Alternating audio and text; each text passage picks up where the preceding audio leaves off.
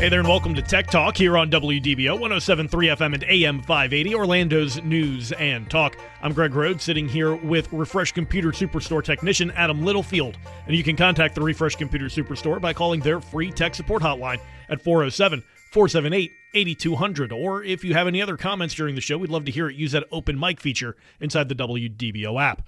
You can also check out the website over at refreshcomputers.net or stop in at the Refresh Computer Superstore in Longwood at 820 East State Road 434, just 3.5 miles east of I-4 in Longwood.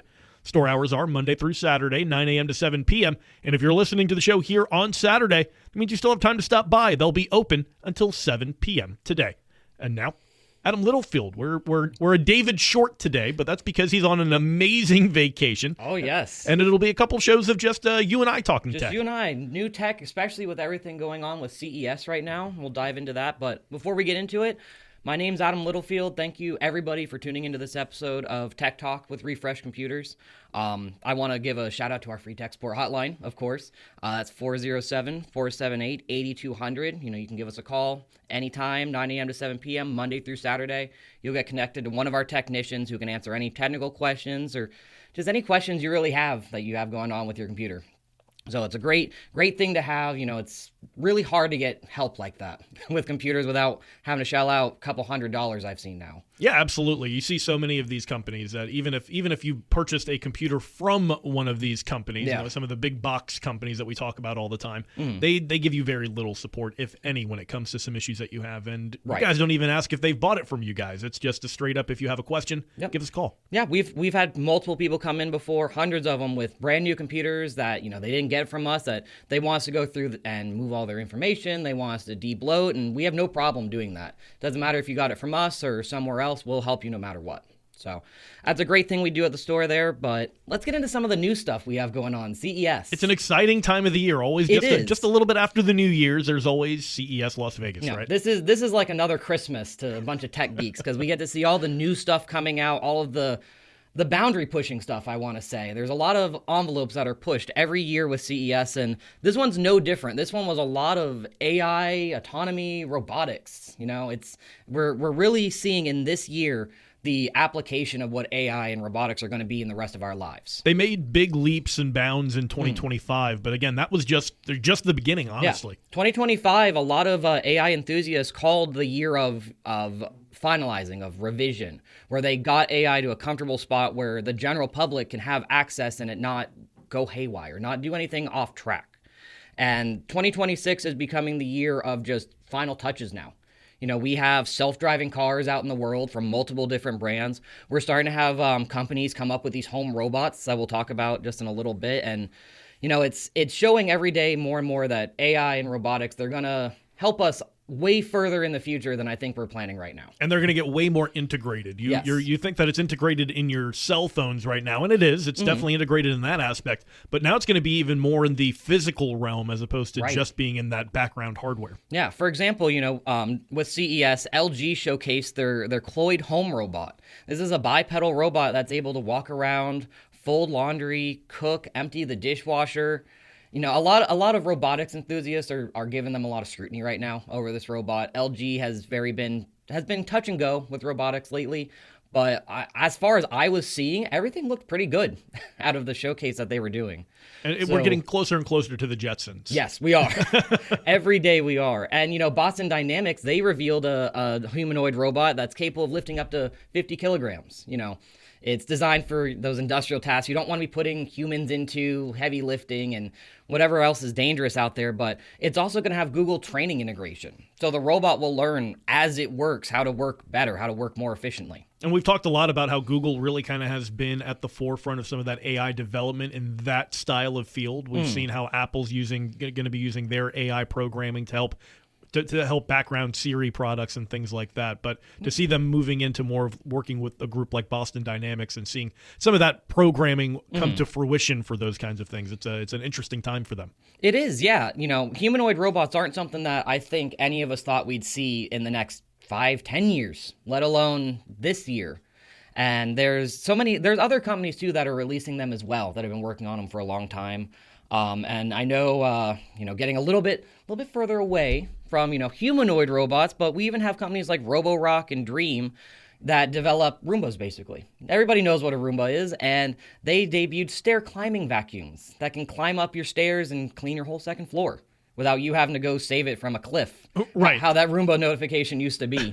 I feel like that's been so much of the development on that has to have been those kinds of products moving up to that next level. Because, you can have any kind of software and programming that can map out a room now, Right. but now to be able to actually go up the stairs. I've seen that technology in some of the pool cleaning robots that they've had in the past, but it's a little bit easier to do that in a pool than it is up your stairwell in the house. So. Pools are way easier because you've got just a bucket. Right. A bucket it gets just to swim around in all day. The house is a very just strange environment to throw a robot into and just say, hey, go sweep the floor, just figure it out. So I'm excited to see what's going to come of the stair climbing aspect of it, because I think that's going to help them push tech more into full autonomy in the house. You don't even have to think about emptying the Roomba at this point. I know there's ones that when they go to their base station, they'll dump whatever they have. There's even ones that do mopping now for hardwood floors. Right.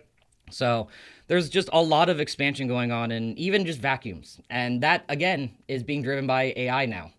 AI is even being integrated into that. I know fridges, washing machines, those are now starting to get AI integrations. I saw something about Samsung refrigeration at CES this year where they, like you mentioned, they're integrating more of their AI products, and it actually helps to kind of organize your whole family's schedule. Yes. It monitors what you're pulling in and out of the refrigerator the most often, helps you develop out that new shopping list for the upcoming weekend, and you can even actually set it up to order those items for you instead of actually having to put that list together by yourself. I think that's actually going to be a good adaptation because AI can, it's just one camera inside the fridge. It looks at the food all day. It knows when the door's opened, sees what items taken out, closes. So that keeping track is going to be absolutely amazing, I think, because you don't just have to go to the fridge and search for half an hour looking for the eggs that your significant other already used that morning. Right, and it knows that little Timmy likes oranges more than grapes. Exactly. So it lets you know that you should maybe order another bag of those. Yeah.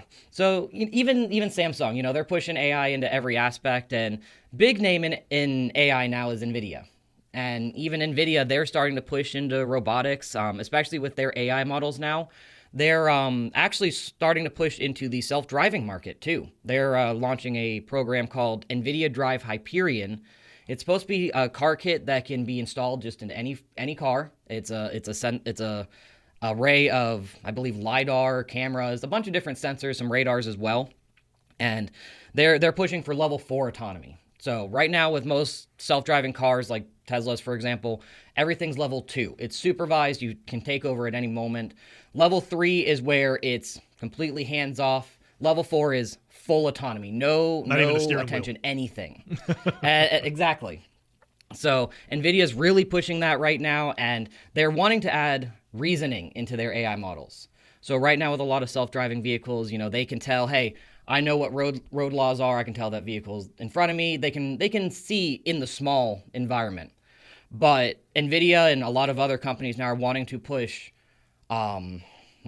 reference into their AI models now, to where the model can say, hey, I had this happen 10,000 miles ago, and I remember how I handled it in this exact instance. I'm going to do it again because that was the safe thing to do. And then it also, I would imagine, goes into a database where another vehicle that comes across a similar situation can reference back to that memory as well, I'd imagine. Exactly. And that's where we're seeing a divide between what NVIDIA wants to do and what someone like Tesla is doing, where Tesla has the fleet of their cars where they get so much training data, billions of miles have been self-driven, where NVIDIA just wants to push a very strong AI model just straight away and say, hey, you can handle anything, we're going to get you going. So we're going to see. We're going to have to see how that plays in, because NVIDIA being the cornerstone of autonomy, AI, robotics, it's going to be interesting to see what they bring to the table. And you mentioned a little bit of how it's going to use that reference to go back to how to properly handle maybe not usual situations, something that pops up once in every 10,000 miles or so. I imagine that's going to be a lot of what's going to have to be focused to be able to get to that level 4 autonomy. We've talked about in recent reports where Waymo's had issues with navigating stops by police and going through traffic intersections that were closed. I imagine that's a lot of where that next level of autonomy is going to have to come from, is that AI reasoning, because it's against the law to go over the double yellow, but if the UPS truck is parked on the side of the road, you got to go around them. Exactly. So it'll be interesting to see how that develops moving forward. Yeah. And, speaking with the reasoning as well, with the little bit that Tesla's model has right now in it, version 14, I know, and I've been doing a bunch of research in the past week now, that a lot of the Google mapping issues I was talking about, at least in Tesla's frame, is due to reasoning. The car can actually tell, hey, this is an unprotected left turn. Let me go this little bit longer way that I can make a right turn, and I'll be much safer doing that. So even the cars, now looking at map data saying, hey, that's not going to be too safe of a turn, I think. I'm going to go a little further and do this turn instead. Now, that proposes an interesting question where we talked about the future of insurance companies in all of this. So the idea of insuring a vehicle that is making those more safe choices as opposed to making the faster choice. I think that definitely plays into a lot of Tesla insuring their own vehicles as opposed to it having to be a third-party company. It does, yeah. And, that's what I'm excited to see with NVIDIA, to see how they tackle that situation, because you can have a really strong AI model. You can tell it to think like a human, to act like a human. But when you get edge cases, like with driving, one of the biggest, scenarios where anything can happen, I think experience outweighs processing power at the end of that day.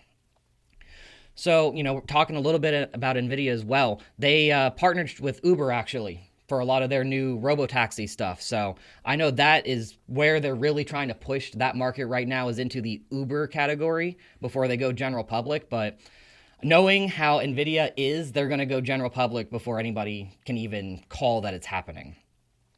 And I know I believe Jensen even said on stage that they want to become the Android of robotics. Oh, they want to become the open source of robotics. They want adaptability. Sure.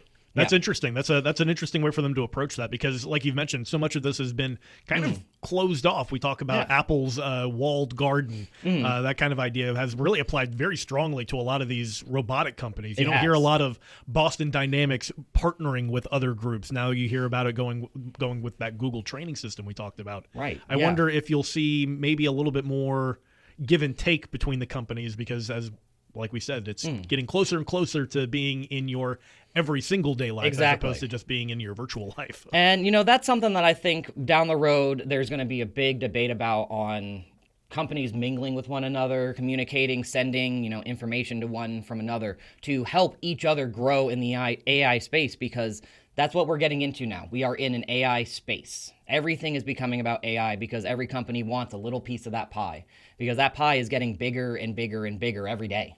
And I guess it's also kind of trying to keep out some of those smaller companies that are just now startups trying to get into it, I'd imagine, as well, right? So you're trying to preserve as much of the pie that you can for yourself. Maybe that does involve partnering with some of these other people that have their advanced levels at this point as well. Yeah. And, there's a lot of companies, small companies out there that have these groundbreaking ideas that are just perfect for exactly what these large companies want to fix. And I know that a lot of large companies are actually taking in AI training, AI developers to push that boundary. So instead of just kicking them out of left field, they share a tiny bit of the pie instead. Or if you're Google, you just buy them. Exactly. Yeah, just wad of cash, there you go. Right. That seems to have been Google's MO for the longest time when it comes to a lot of these things. And I imagine that's probably going to continue in the AI future. But they always want to be at the front of the train, too. Right. They always want to be frontmost on everything that's going on. And it's bitten them in the butt a couple times. We've seen Google products just flat out fall on its face and fail.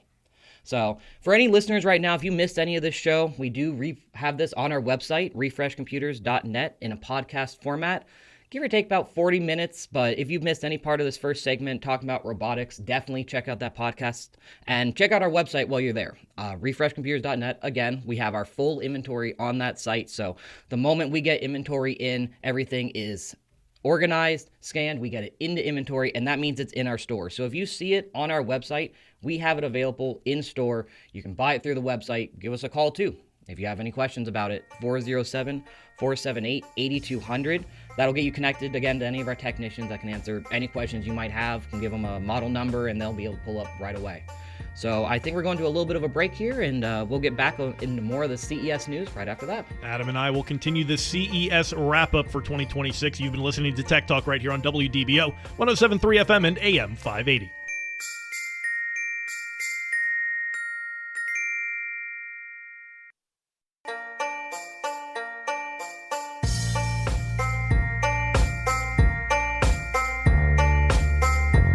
Hey there, and welcome back to Tech Talk here on WDBO 107.3 FM and AM 580, Orlando's news and talk. I'm Greg Rhodes, sitting here with Adam Littlefield, technician over at the Refresh Computer Superstore.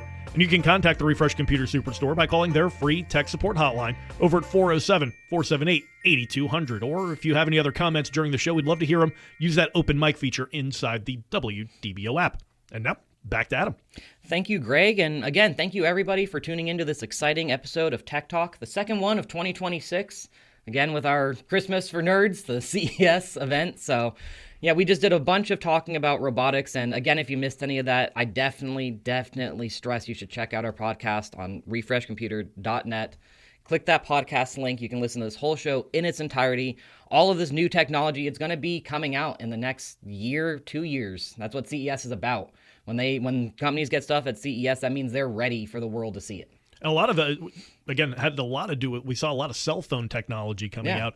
Big thing, Samsung introducing their new screen that we talked a little bit about, I believe, last week, where it's seamless. No creases when you go to fold it. All their foldable screens that they've had issues with in the past, they say they've resolved that issue. No creases. No crease. They're boasting that too. They're very confident about that, and I'm excited to see how that holds up in everyday use. It's always nice to see the first open up of it not having a crease. Right. What does it look like after you've opened it up 5,000 times? Exactly. And I know Samsung always does their test of rated for up to 100,000 open or folds, and I understand that, but once you get to about 50,000. You can start hearing it, that's when it makes me a little worried. Right. And, talking about cell phones, that's a great segue into this part. I just got a notification on the last break of a company breaking news on Tech Talk. Finland. Yes, breaking news out of Finland that has developed a full solid-state battery, entirely solid state. It is designed for up to 100,000 battery charge cycles. To give you an idea, lithium ion, if I remember correctly, that is around 1,000 to 1,500. So 100,000 cycles out of this battery. And what's even better yet is they're claiming it's 100% green, no rare earth metals like cobalt, lithium, none of that. And they're saying it's going to be entirely inflammable. I feel like you're reading me a Temu description of a new battery. It feels like it, doesn't it? Right. So I guess my question would be so if it's not running off of all of these very well recognized and known rechargeable elements that you need for a rechargeable battery, what is it running off of? Exactly. And lithium batteries, they have electrolytes in them. They have that liquid electrolyte, and that's what causes so much problems if it's punctured. So what is in this battery? I have no idea. To not be flammable, to be geopolitical friendly, to be no rare earth minerals. Right. The thing that absolutely gets me is they're saying that it has a 5-minute full charge from zero. So you go from 0 to 100% in 5 minutes of charge. And everybody that's listened to the show, that's known me on here, I'm already thinking about electric vehicles, thinking where that can apply, because I know the battery has always been a major thing for a lot of people for safety. This is something that actually really excites me because they're also saying it's going to have 99% capacity at negative 30 degrees Celsius up to over 100 degrees Celsius. What is this battery? Did they develop it in space and they're just now telling us? But I'm excited for it. Honestly, I'm looking just kind of at a little bit more of their charging statistics on it. The state of charge from that time. Oh man, what is it? 100 seconds you can go from 0 to 30% is what their stuff is showing. That's a wild number to be able to put out there. Again, it feels like you're reading me a Temu description of a new battery. I'll believe it when we actually see it in the marketplace, kind of thing. Exactly. But that's an interesting development because, like you mentioned, that's such a huge concern with all of these applications is the reusability and the continued, not just economic impact, but also the ecological impact of using all of these batteries and the lithium that's involved and things like that. So it'll be interesting to see how they can bring this to the marketplace and how quickly it could be adopted. I'm interested to see what the price on this type of battery might be, because I know lithium ions aren't exactly the cheapest. Again, rare earth metal stuff that has to be mined. There's a lot of work that goes into those big batteries. What little work goes into this battery and what price tag is going to come with it? That's what I'm curious about. Well, the price tag is always the interesting question. Do you have any theories on this new battery technology? Let us know. Use that open mic feature inside the WDBO app. We'll continue our CES 2026 roundup after the break. You've been listening to Tech Talk right here on WDBO 107.3 FM and AM 580.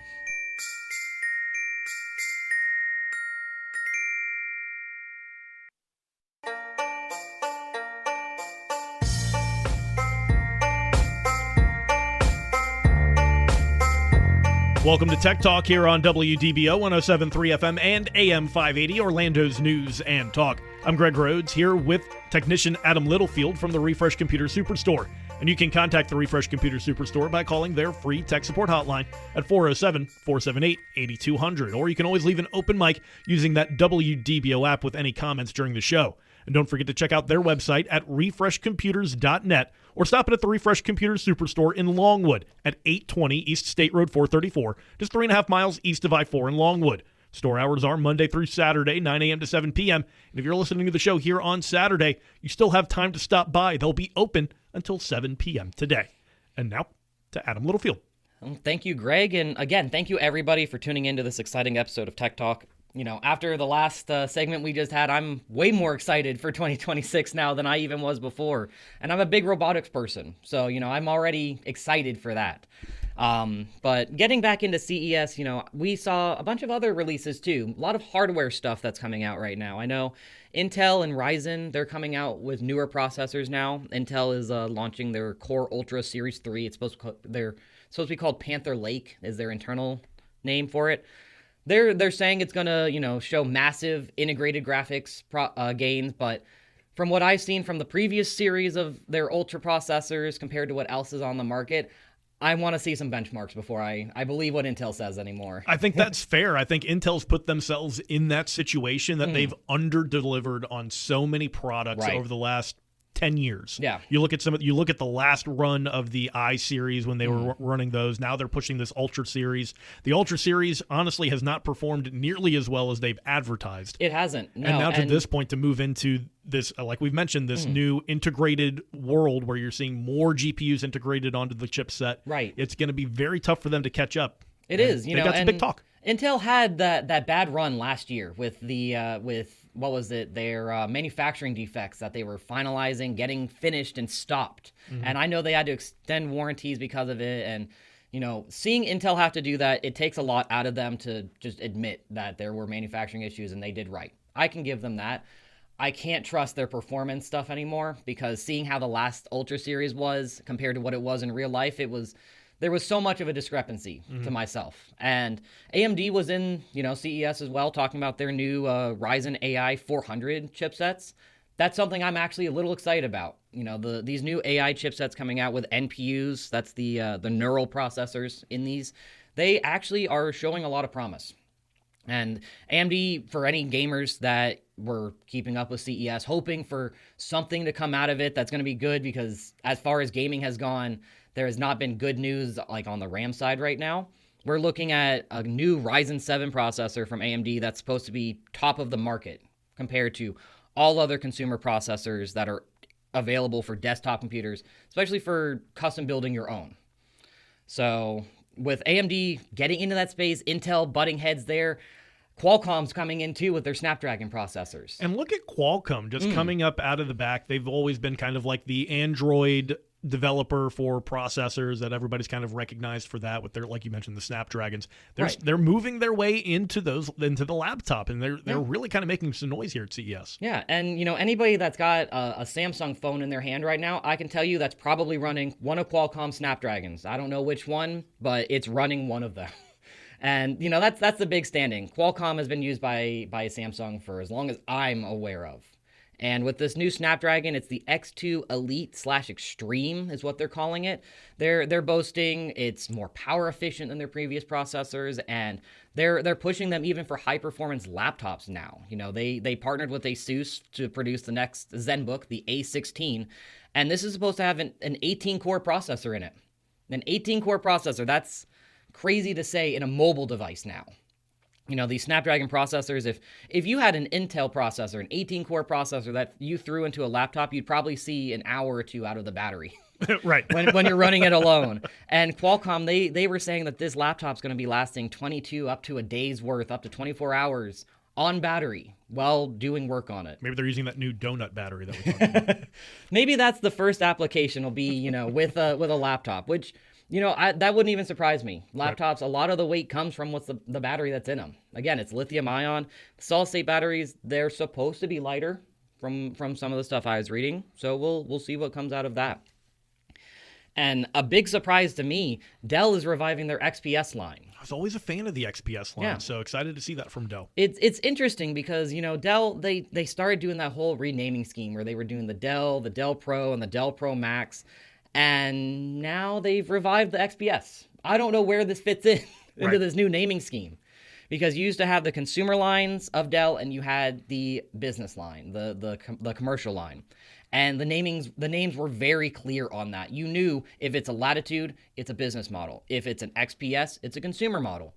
With the Dell Pro Max, where does this fit in? Yeah, and I think it's one of those things that they're trying to cash in on a little bit of nostalgia and maybe name recognition, because again, I was always a big fan of the XPS line. I always liked the way that they had that set up, and now it's even more confusing. And like you mentioned, where does this exactly fit in? Where will you be able to find it? That to be seen, I assume. And the XPS is such a weird machine too, because it's one of those machines that on Dell's consumer side, they say that it can be used for gaming. But then they also have Alienware, which is an actual gaming line. So is the XPS going to be an Alienware, or is it going to be part of this Dell Pro Max lineup? Oh, Dell. Oh, Dell, exactly. And, on the names of big tech, Dell, HP, Lenovo, we've got Lenovo, again, showing another rollable laptop, the Legion Pro this time. If I remember correctly, I was seeing the screen can actually expand horizontally. So the one we saw, I believe, beginning of last year was straight, just right up, rolled up. I believe it gave 2 or 3 extra inches vertically. This one is supposed to expand horizontally. So, give you a wide screen. I hope maybe it can add a little bit of a curve to it.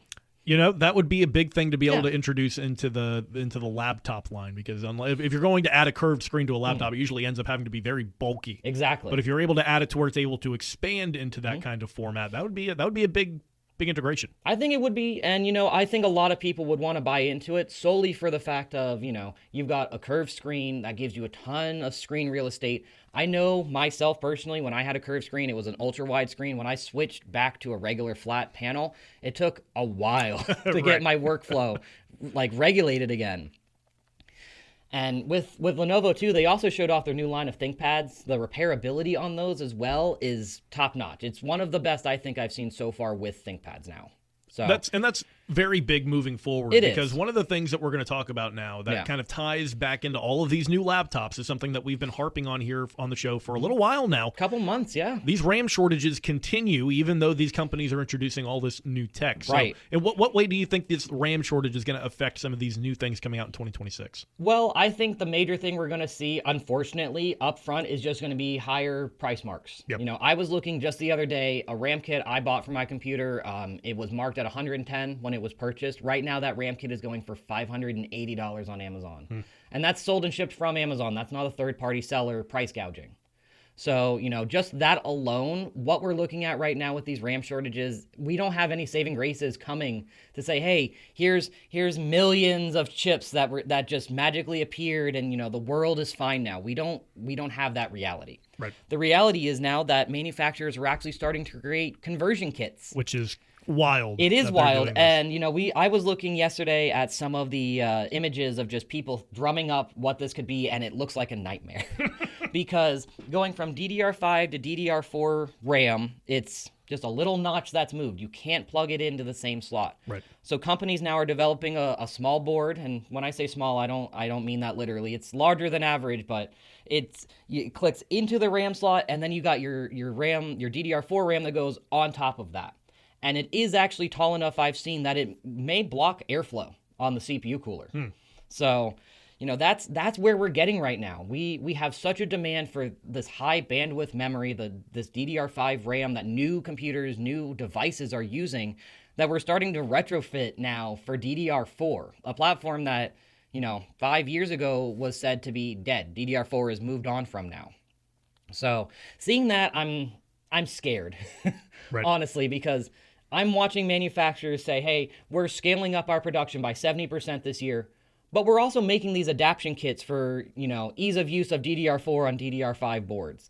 What are these manufacturers seeing that us as consumers don't see coming yet? Right, and as you've mentioned, a lot of it's going to have to turn into where you're recycling these older machines that have this kind of that have this kind of memory still. Yeah. Because again, like you mentioned, it was a dead technology. People thought that we've moved on to DDR5. Everything's getting produced, and the production for DDR5 and the speeds that DDR5 produces as opposed to DDR4, and that's going to be a huge problem with things like a Windows 11 requirement, right? Right, yeah. With Windows 11, now, it's really stated that 8 gigabytes is your kind of minimum you can do, but realistically, you should have about, 16. That is the comfort now for everyday use on Windows 11.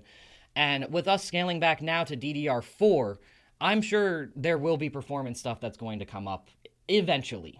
There will be. And I'd imagine that they'd have to kind of reestablish those requirements, dedicating DDR4 RAM versus DDR5 if this is going to continue like this. Exactly, yeah. DDR5 is one of the most sought-after pieces of hardware right now in the entire market because it is utilized so much by AI data centers, these super centers that suck in tons of water and power to cool and run themselves. And us as consumers, we kind of have to just see what the manufacturers can do to help us instead, because we aren't the manufacturer's target audience anymore. And to even show that more so, NVIDIA has actually said that they're going to start reproduction of their older 3060 cards. These 3060 graphics cards were about 4 years ago they released them. They were a completely different architecture that they made them. And again, this is going to be something that I think it's going to help in the short run, but long run, there's going to be a lot of problems because these 3050 graphics cards were not expensive when they came out, maybe $200-$300. Even with the shortages now, I don't know what we could see the price being because these graphics cards are not using hardware that is limited, but what does the manufacturer have on their end that could stop this, could hamper this, Right. So there's a lot of stuff changing right now with RAM still, and even Samsung and SK Hynix, they're trying to scale their capacity and their manufacturing of wafers per month by the year by 50 to 70%, and I don't think they're not thinking that's even going to be enough.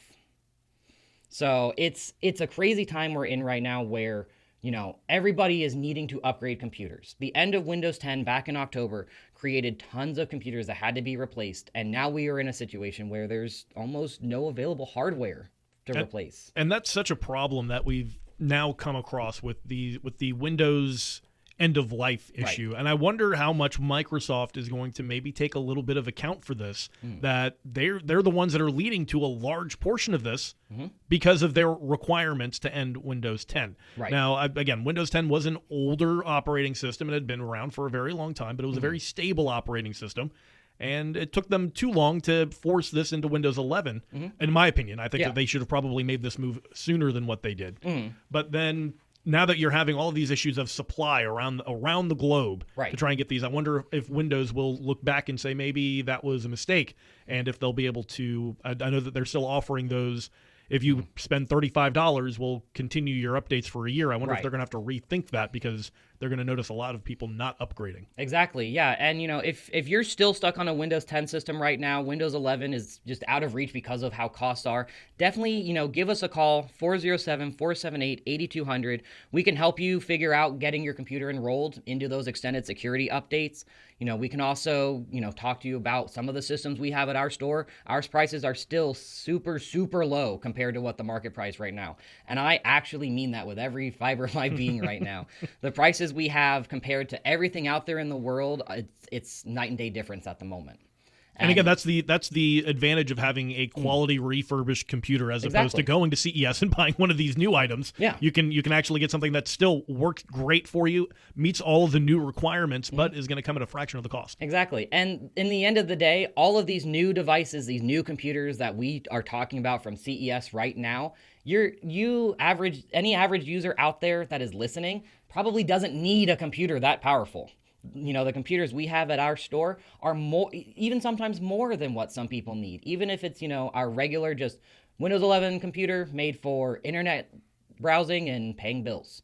Even that sometimes is too much for some people, but that's okay. You know, when you're looking at our prices compared to what some of these new prices are going to be, you'll be a lot happier. So We're going to go to another break before we get to our final segment. My name's been Adam Littlefield. Again, check out that website, refreshcomputers.net, and we'll be right back. And we'll continue this CES wrap-up as I surprise Adam with a CES item that he wasn't aware of. You'll hear more about it coming up next. You've been listening to Tech Talk on WDBO 107.3 FM and AM 580.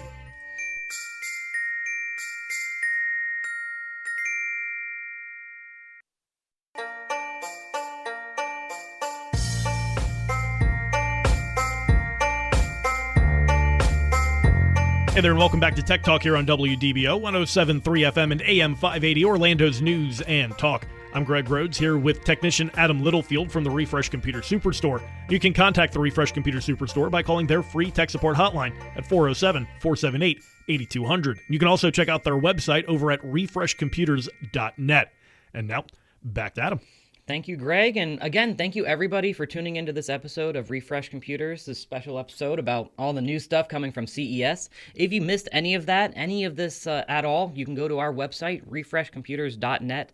Click that podcast link in the top right corner, and there you have it. You have our whole show in its entirety without ads, about 40-ish minutes long, talking about all this new tech. So I really, really suggest if you missed any of the previous segments, go back and listen to that podcast because there's some exciting stuff coming out. It was a fun show to talk about all those new things coming out at CES. Yeah, and I know Greg has something that came from CES that blew past my radar. Yeah, so. This one came across my screen, and I was very excited to be able to share this one. So I'm sure you're pretty familiar with bone conduction technology, right? Yes, I am. So like underwater earphones, things like that, they utilize bone conduction in your ears to be able to produce sound for you to be able to hear. So instead of actually having like earbuds stuck inside your ears, things like that. Well, there's a company called Leavitt who's taking this to another level. They've created what's called Lollipop Star. So with Lollipop Star, it's an edible lollipop that using the stick that the lollipop uses, they use bone conduction technology to play music through your teeth. That makes me uncomfortable just thinking about that. So, wow. According to people that have tried it out at CES, it was a very popular booth apparently at CES. So the people that tried it out at CES said that the tone was very low while you were eating the lollipop. It uses each lollipop creates waste with every bite. Leavitt is not announced reusable or eco-friendly versions I was about to ask that. Not a reusable lollipop just yet. It's just like a regular lollipop. It's disposable. But they've partnered with some pretty big music groups. So they're working with Akon. Okay. They're also working with Ice Spice. They also have a song from Armani White, all included in these songs. You can get one for $8. Wow. That's the cost for your lollipop. $8.99 per piece, available directly from the official Lollipop Star website. And again, not meant for long-term listening, but it is a fun little novelty gift that you can maybe have in a stocking stuffer this time next year. I was going to say, that sounds exactly like a little novelty gift or even like a gag gift. You know, you give somebody a lollipop, they go to eat it, and all of a sudden their mouth just starts playing music. Right, it just starts buzzing, and they're like, I can't get this Akon song out of my head because it's literally in your head at this point. Wow. I did not even know that was showcased at CES. That is, I'm going to have to do some more research into that because I know bone conductivity for audio has been a big thing that's been experimented with right now to try to assist hearing loss. Right. Yep. Absolutely. So something like this, it's exciting to see the application of the technology. I don't know if it's really a good use of the technology, but it's a good demonstration. It's a good demonstration, exactly. And they utilize like a flat lollipop, so like it's not like a big round Tootsie Pop. It's not uncomfortable to hold in your mouth and get the stick against your teeth, none of that. Exactly. So a pretty flat lollipop that you kind of bite in between your molars, and that's how it's able to conduct the sound for you. My wife has a pair of the bone conducting headphones for when she does a lot of swimming. And really? She says they work great. Yeah. They utilize, again, so that way it's able to utilize a closed program or a hardware as opposed to being open like your normal earbuds would be. So that's why there's more waterproof there and things like that. And she loves them and says it works great. So I think there's definitely a more fun application with this Lollipop Star program. But there's steps to make it more important. Right. Yeah. And I can't imagine the audio quality out of this lollipop's going to be great. Probably I can't imagine groundbreaking quality out of this. But it'll be fun at least. It is. And I think what we were saying earlier in the show, adaptation of braking technologies just coming to the forefront, companies wanting to show it. Something like this really does show that companies will try to get it out there any way they can because there is some technology that may not just be applicable to everyday life yet. And I think that's what CES is all about. It's all about that every year, isn't it? You know, it shows us new stuff that we didn't know, that we thought we needed. And once we see it, it's like, wow, now I see it's actually real. That's kind of cool. So it looks like we're getting to the end of our show here. So again, my name has been Adam Littlefield, one of the technicians over at Refresh Computers. If you want to check out our inventory, check out refreshcomputers.net. You can listen to the podcast there as well. And give us a call at 407-478-8200. You'll get connected to either myself or one of my awesome technicians I've got at the store there. So my name's been Adam Littlefield, and I look forward to talking to you guys again next week.